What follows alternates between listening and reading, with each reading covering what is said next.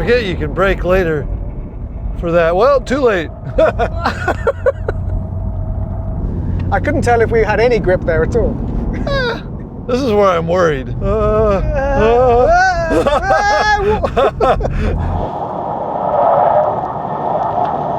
little bit of water issue today. Whoa, understeer, splash. Thought we were going in the pond that time.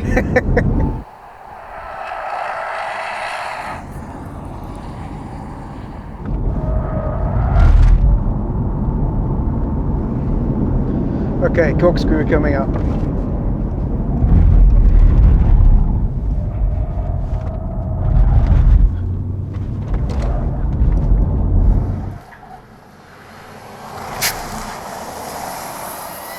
Oh, that's fun.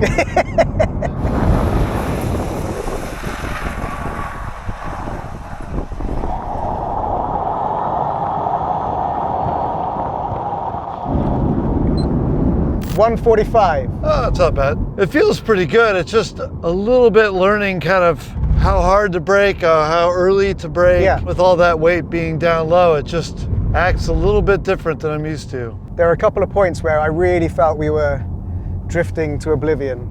Yeah, the amount of moisture on the track is definitely an issue, like right here, because I can't stay in and continue the arc around the corner. I think we can knock a few seconds off that time, but the track conditions just aren't going to let us maximize the opportunity.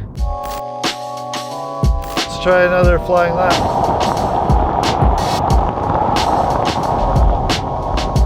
I think that's the heaviest braking of the track. It handles it well. This is the hard one.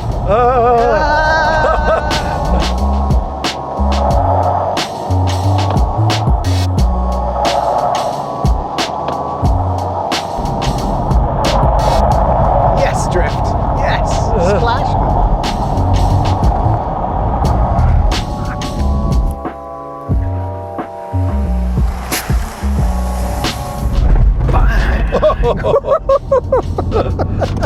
The suspension handled it beautifully.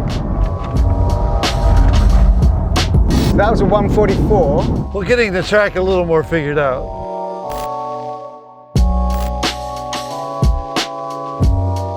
Lap 3.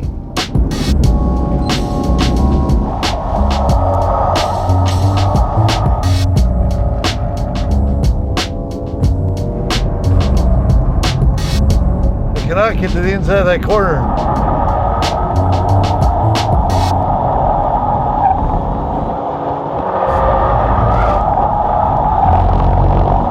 Okay, corkscrew time. Brace, brace.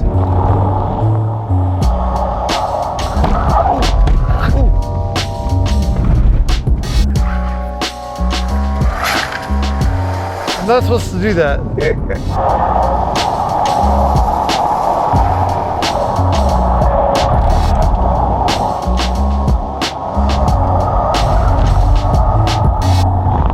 $144, dead. Now we've done like 3 flying laps. How does it feel? Is the tires warming up? The brakes warming up? The car feels very consistent. Okay. That's the one thing about the electric car. There's no difference in the lap with what the engine's doing. With this particular tire setup, with the roof pod, it's actually handling the whole track pretty well. Oh, amazing. The hard part is that we might try the next set with the traction control off, because I feel like it's sensing that the car's doing something and it's not giving me full power at the exit of the corner. Okay, that sounds wise.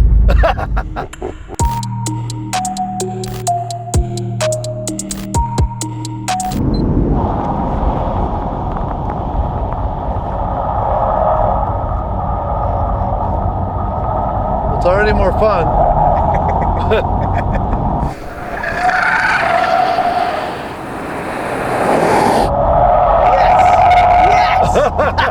I don't know if it's going to be faster if I'm doing that. The goal is faster, not sideways, I think.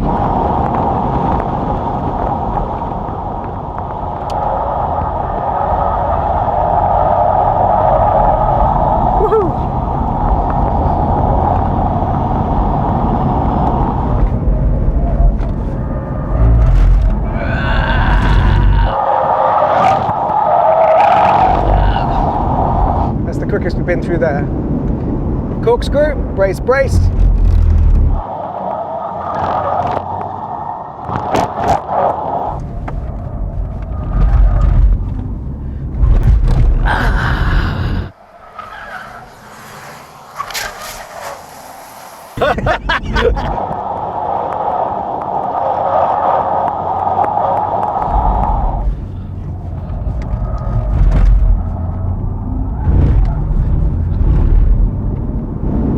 And we took it over a second off.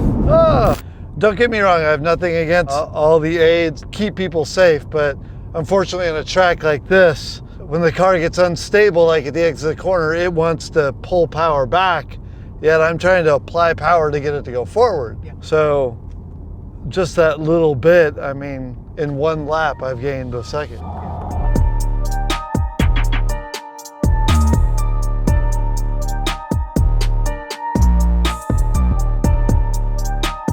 All right, Neil. Was it the dream come true? Oh man, it was incredible. I mean, I do think that part of my stomach is still mid-air by Corkscrew.